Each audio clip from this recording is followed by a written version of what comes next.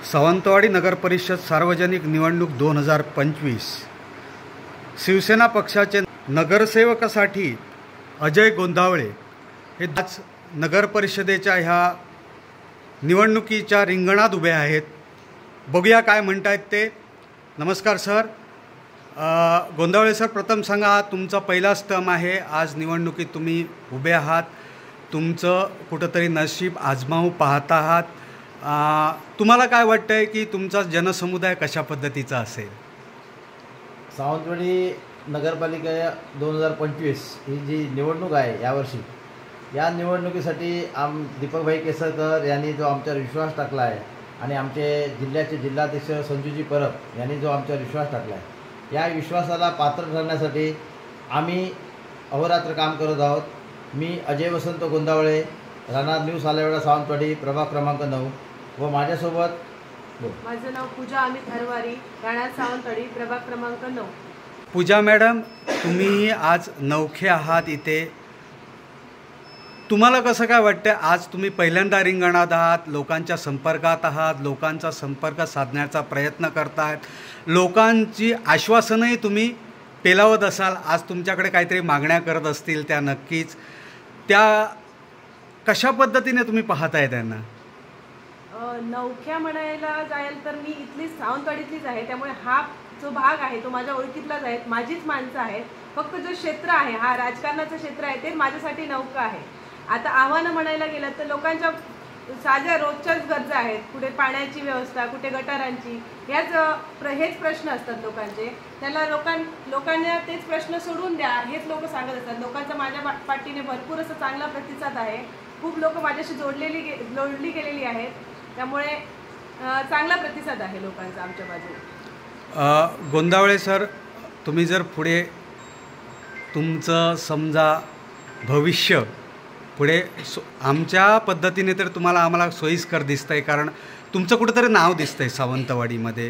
गोंदावळे म्हटलं की कुठंतरी एक सामंजस्यपणाचं नेतृत्व तुमच्यामध्ये झळकतंय। तर तुम्ही लोकांना काय मेसेज द्याल की बाबा, मी जर भविष्यात निवडून आलो तर तुम्ही लोकांसाठी काय कार्य करा? एक स्पेशालिटीमधून तुमच्याकडे काय असेल? पहिलं सांगायचं म्हणजे सावंतवाडीची जी शान आहे ती आमचे दीपकभाई केसरकर आहेत। शांती शांती शांती हा त्यांचा मंत्र आहे आणि सावंतवाडी शहरात नेहमी शांती अबाधित राहावी म्हणून ते नेहमी काम करत असतात, लोकांमध्ये मिसळत असतात आणि लोकांच्या मागण्या, लोकांच्या गरजा पूर्ण करण्याचा ते रात्रंदिवस प्रयत्न करत असतात। दुसरं, सावंतवाडी शहरात ज्यावेळी मी फिरत असतो, माझी गेली 15 वर्ष मी सक्रिय राजकारणात काम करतो। 15 वर्षात मी असं बघितलं की लोकांच्या गरजा फार मोठ्या नसतात, छोट्या छोट्या गरजा असतात, पण काही निवडून आल्यानंतर ते बदलतात, लोकांना दिसत पण नाही, त्यामुळे लोक थोडेसे नाराज असतात। ही नाराजी दूर करण्यासाठी दीपकभाईंनी माझ्यासारख्या एका कार्यकर्त्याला ही संधी दिलेली आहे।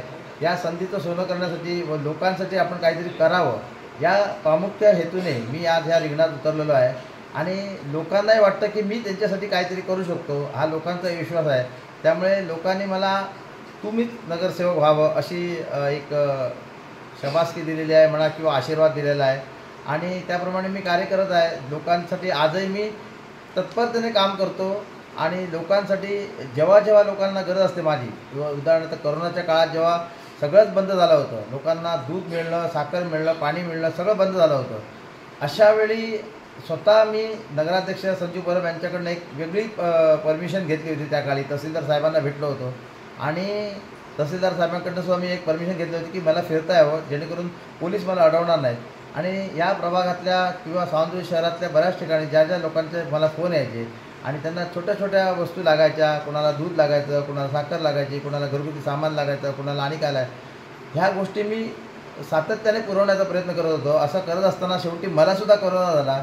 5 दिवस मी हॉस्पिटलमध्ये ॲडमिट झालो आणि त्यानंतर घरी आल्यानंतर पण मी थांबलो नाही, कोरोना थोडा ओसरला होता, पण मी त्यावेळी हे काम करत राहिलो आणि लोकांमध्ये आपण लोकांसाठी जर काही करू शकतो तर ते करण्याचा मी नेहमी प्रयत्न करत असतो। अजयजी, तुम्ही गेले 15 वर्ष राजकारणात आहात, तुमचा आज तुम्ही भवितव्य आजमावत आहात, नक्कीच तुम्हाला परमेश्वर यश देवो आणि नक्कीच तुम्ही यशस्वी व्हाल।